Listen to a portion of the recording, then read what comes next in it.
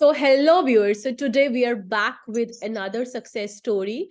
And the candidate is Krishna, जिन्होंने USCMA के part को क्लियर किया है. And let me tell you viewers, इतना ही नहीं, क्योंकि जो कृष्णा है वो अभी रेगुलर जो है ग्रेजुएशन अपने बीकॉम को परस्यू कर रहे हैं और उसको परस्यू करते करते इन्होंने USCMA को क्लियर किया है. So that is an accomplishment in itself. So congratulations Krishna. Thank you ma'am. Right. So viewers, कई स्टूडेंट्स के माइंड में एंड अदरवाइज भी पेरेंट्स के माइंड में ये क्वेश्चन रहता है कि क्या हमारे जो स्टूडेंट्स के माइंड में भी रहता है, पेरेंट्स के माइंड में रहता है कि उनके जो सन्स या डॉटर्स हैं, क्या वो ग्रेजुएशन करते करते भी कोई इंटरनेशनल डिग्री को अचीव कर सकते हैं. So the answer is yes, and the example is just in front of you. So Krishna, कितना डिफिकल्ट था आपके लिए ग्रेजुएशन को, और वो भी रेगुलर मोड में परस्यू करते करते USCMA के पार्ट को क्लियर करना? To you Krishna, please explain. And I think viewers ये जानना चाहेंगे. यस मैम, इतना डिफिकल्ट तो नहीं था क्योंकि हम काफी हद तक कहते हैं बीकॉम के सब्जेक्ट्स भी ये सीएमए के साथ मैच हो जाते हैं। और हम सबसे अच्छी बात ये भी थी कि सर की प्रॉपर गाइडेंस रही और सर के कहते हैं proper time to time lecture मिलते रहते थे, तो उनसे काफी हेल्प मिल जाती थी और हो जाता था। राइट. 3 to 4 आवर की रेगुलर स्टडी से काफी हेल्प मिली है, हो जाता है। Point to be मतलब हम noted, मैनेज कर 3 to 4 hours on a daily basis, right? Right. And ma'am last month exam के बिफोर लास्ट मंथ थोड़ा सा ज्यादा हो जाता है, 6 to 7 हो जाते हैं, बाकी नॉर्मल तो मैम 3 to 4 आवर काफी है, इनफ है। राइट. सो व्यूअर्स, काफी कैंडिडेट्स के माइंड में ये क्वेश्चन होता है कि कितने नंबर ऑफ आवर्स की स्टडी रहेगी. सो कृष्णा ने जैसे कि बताया, तो रेगुलर मोड से वो ग्रेजुएशन तो कर ही रहे थे, apart from that daily basis पे 3 to 4 आवर्स की स्टडी है. But yes, before examination last month में, before you appear for the exam, तो आपको 6 आवर्स की स्टडी वो स्ट्रेच करनी पड़ेगी. नंबर ऑफ आवर्स आपको जो स्टडी में इन्वेस्ट करने हैं, डिवोट करने हैं, वो डबल करने पड़ेंगे. अदरवाइज आप रेगुलरली 3 आवर्स भी 2 आवर्स 4 आवर्स कर रहे हो, then that's fine. Okay Krishna, तो मेरा नेक्स्ट क्वेश्चन आपसे ये रहने वाला है कि जो हमारा मेंटरशिप स्टडी प्लान है, क्योंकि हर स्टूडेंट का जो लेवल ऑफ अंडरस्टैंडिंग है वो डिफरेंट होता है, उसके अकॉर्डिंगली जो है कस्टमाइज वे से हम जो है स्टडी करवाते हैं, वो कितना इंपॉर्टेंट है when it comes to your USCMA preparation? Ma'am वो तो सबसे ज्यादा इम्पोर्टेंट है मैम, क्योंकि क्या मैम टाइम टू टाइम एक स्टडी प्लान मिलना और ma'am time to time mock test हुए जो सबसे ज्यादा इम्पोर्टेंट है। बिना मॉक टेस्ट और एक कहते हैं प्रॉपर स्टडी प्लान के तो निकल ही नहीं सकता ये सीएमए। राइट. मैम वो बहुत ज्यादा इन्फ्लुएंस डाला उसमें पेपर में और इसमें मैं आपसे प्रॉपर। पर्टिकुलरली ये क्वेश्चन भी पूछना चाहती हूँ कि जो हमने आपको अपना AKPS रिव्यू सॉफ्टवेयर प्रोवाइड किया था, तो उसका कितना क्रूशियल रोल होता है ऐसे राइटिंग की प्रैक्टिस में, MCQ की प्रैक्टिस में? बिकॉज आफ्टर ऑल जो आपका एग्जामिनेशन पैटर्न है वो MCQ और आपके ऐसे राइटिंग होता है, तो कितना इंपॉर्टेंट था? क्योंकि वो आपने जब क्वेश्चंस की प्रैक्टिस करी सॉफ्टवेयर में, it eventually became your base और आपको एग्जाम में प्रॉब्लम नहीं आई. तो आई थिंक व्यूअर्स इसके बारे में भी जानना चाहेंगे. जी. मैम जो सॉफ्टवेयर मिलता है अपन को AKPIS की तरफ से जो मिला था, वो तो सबसे ज्यादा इम्पोर्टेंट था। बिना उसके मुझे तो नहीं लगता हम कोई निकाल सकता है ये, क्योंकि हम जो क्वेश्चंस थे जो मतलब सॉफ्टवेयर में हम सॉल्व कराए जा रहे थे, हम वही क्वेश्चन उसी से रिलेटेड पेपर में पूछे जाते हैं, मुझसे कुछ हटके नहीं आता, वही कुछ रहता है। तो हम जो सॉफ्टवेयर में जो क्वेश्चन थे हम सबसे ज्यादा इम्पोर्टेंट तो वही थे, राइट. राइट. एंड बहुत मेरा ज्यादा इम्पोर्टेंट। एग्जैक्टली मेरा नेक्स्ट क्वेश्चन होने वाला है कि हर जैसे स्टूडेंट जब प्रैक्टिस करते हैं एंड प्रॉब्लम्स आती हैं, तो उसमें डाउट्स आ सकते हैं, राइट? तो हमारा जो डाउट रेजोल्यूशन सिस्टम है, it's quite unique. 4 layered system है. आप लाइव क्लास में पूछ सकते हो, मेल करते हो तो आपको वीडियो फॉर्मेट में एक्सप्लेनेशन मिलता है, शॉर्ट एक्सप्लेनेशन मिलता है, आप अपना टाइम स्लॉट भी बुक कर सकते हो.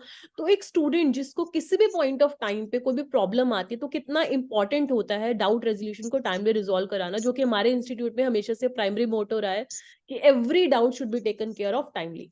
यस कृष्णा. यस मैम, वो भी बहुत इम्पोर्टेंट रहता है। जब भी मैंने सर से टाइम टू टाइम डाउट पूछे, सर ने उसका आंसर दिया है, तो काफी वो भी हेल्पफुल रहा ये प्रिपरेशन में। जी. एंड अभी जैसे कि मैंने व्यूअर्स आपको पहले भी बताया था, जो कि जो कृष्णा वो रेगुलरली जो है अपना बीकॉम भी परस्यू कर रहे हैं और इन्होंने USCMA भी क्लियर किया है. So let me tell you कि अगर आप एक टाइम मैनेजमेंट बहुत इंपॉर्टेंट होता है लाइफ में, राइट? तो अगर अपना टाइम अच्छे से आप मैनेज करते हैं, so you can also crack this exam even in a short span of time. और सबसे इम्पॉर्टेंट कि आपको डिस्ट्रैक्शंस तो आती होंगी, तो उनसे कैसे आपने डील किया? या बीइंग ए यंगस्टर डिस्ट्रैक्शंस आती हैं, TV, mobile and all that. तो आई थिंक हमारे व्यूअर्स इसके बारे में भी जानना चाहेंगे कि आपने उन डिस्ट्रैक्शंस को कैसे जो है कब अप किया, और कैसे आपने अपनी स्टडी को, रेगुलर बीकॉम की स्टडी को और यूएससीएमए की स्टडी को मैनेज किया।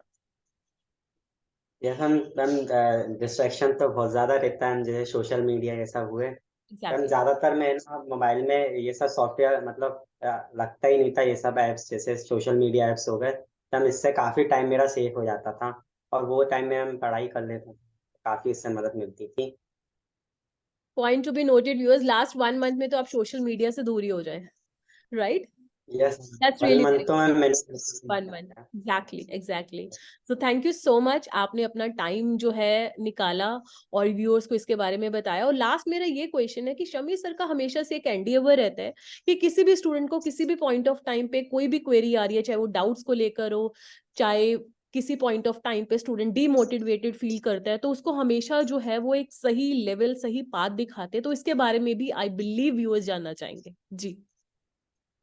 यस मैम, कई बार पेपर के पहले बहुत नर्वस हो जाते हैं स्टूडेंट, जैसे मैं भी काफी नर्वस हो गया था, तो सर काफी अच्छा मोटिवेशन देते हैं। Sir time to time sir live classes में भी कई सारी ट्रिक्स बताते रहते हैं कि आपको एग्जाम में कैसे टाइम मैनेजमेंट करना है, कैसे नहीं करना। राइट। तो हम वही जो सर ने बीच बीच में टिप्स बताई थी, वही पेपर हम काफी क्या कहते हैं हेल्पफुल रहती है। जैसे कि हम एग्जाम के बीच में सर ने बताया था कि कई बार एग्जाम्स में शुरू शुरू में टिपिकल क्वेश्चन वो रख देते हैं, जिसमें अपना ज्यादा टाइम वेस्ट हो जाता है, और अपन आखिरी में एंड में इम्पोर्टेंट को मतलब इजी क्वेश्चन देते हैं, उनको इग्नोर कर देते हैं, थोड़ा टाइम मैनेजमेंट नहीं हो पाता। तो सर ने जैसा स्ट्रेटेजी बताई थी कि अगर आपको शुरू में मतलब हार्ड क्वेश्चन आ जाए या लेंथी क्वेश्चन आ जाए, तो आप इसको स्किप करके आगे जाइए। तो वही मैंने टाइम मैनेजमेंट की हम स्ट्रेटेजी सर की एग्जाम में करी मैम, कि मैं जो भी क्वेश्चन शुरू शुरू में टिपिकल था उसको स्किप करता जा रहा था और आगे जाता जा रहा था, और मैम आखिरी में शुरू के 1.5 आवर में मेरा 50% पेपर हो चुका था, तो उससे काफी मुझे हेल्प मिली। राइट। यही मैम सर की स्ट्रेटेजीज बहुत काम में आई बीच बीच में। और इसमें मेरा एक अनदर थोड़ा टेक्निकल क्वेश्चन रहेगा ऐसे राइटिंग को लेकर, क्योंकि एमसीक्यू तो सारे आंसर कर लेते हैं, क्योंकि काफी सारे स्टूडेंट्स के माइंड में ये आता है कि ऐसे राइटिंग कितने टेक्निकल होंगे।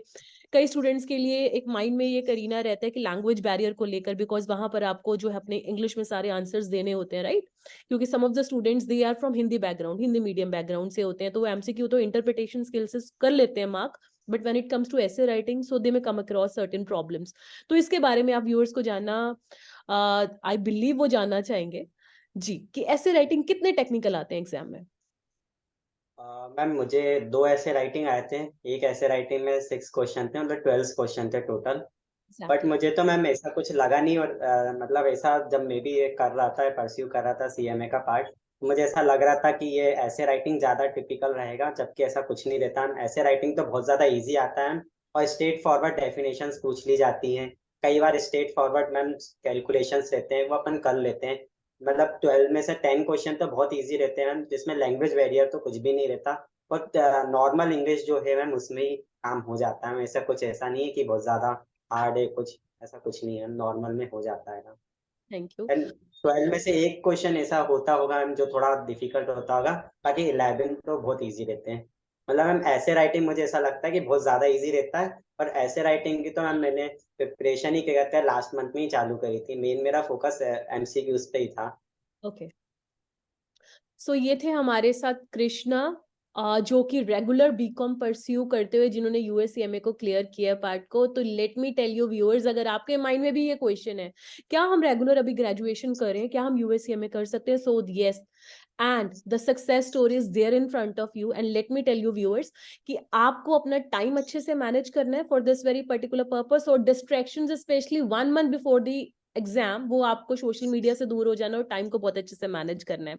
So yes, the answer is yes, कि क्या जो स्टूडेंट्स रेगुलर ग्रेजुएशन कर रहे हैं या पोस्ट ग्रेजुएशन कर रहे हैं, क्या वो भी यूएससीएमए को क्लियर कर सकते हैं? So the answer is yes. It's all about time management, it's all about you know stay abstain from social media and all that. So ये थे हमारे साथ कृष्णा, जिन्होंने अपनी सक्सेस स्टोरी को हमारे साथ शेयर किया और अपना वैल्यूएबल फीडबैक दिया with respect to the technical questions of essay writing.